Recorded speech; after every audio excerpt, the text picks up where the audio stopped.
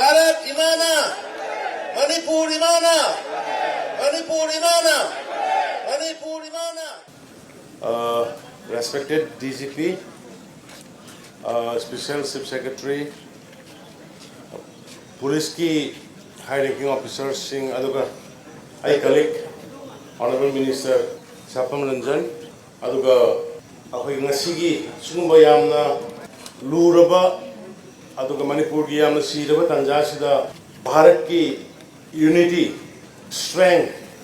मणिपुर की unity strength गिदमक्ता bike rally याविननबा थोपिरगलिबा मयाम पुनमक मीडिया की सिलनाउसिंग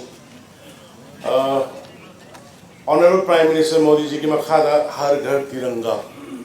युमथोंग खुदिंगी अखोगी मचुहोंगी फिराल पहनगिदबने हाय मागे अदुंगा वखलोन भारत की यूनिटी स्ट्रेंथ अखोई अमतनी हायबगी अकनबा भारत नम सेमनबा होनबा यूनिटी लेबा भारत नम सेमनबा होनबा अदुगुंबा यामना टॉप टॉप वखलोन अमगा लोइना Honorable Prime Minister Modi ji na magi wakhalon ge makhada ni ngasi pangthoi ba mayam se aduna I athlete punamak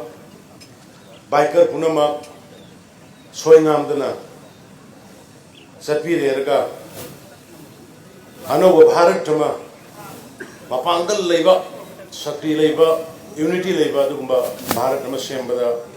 ekhoi so so thudang yasi loina na akanba United Manipur amagi damko so khoi Salu Yamina Sebo, Concaris Kamzerga, Sapiri, Biker, Kudimak swing Amdana, Bandung from Yoga, Halapa, Ishona Sanbis, no Harvey, Mayampuna Hagachari, Mayampuna Poi Hagar Wai Pijabagal in Mayambo, Kurumzari. Bharat Imana, Manipur Imana, Manipur Imana, Manipur Imana.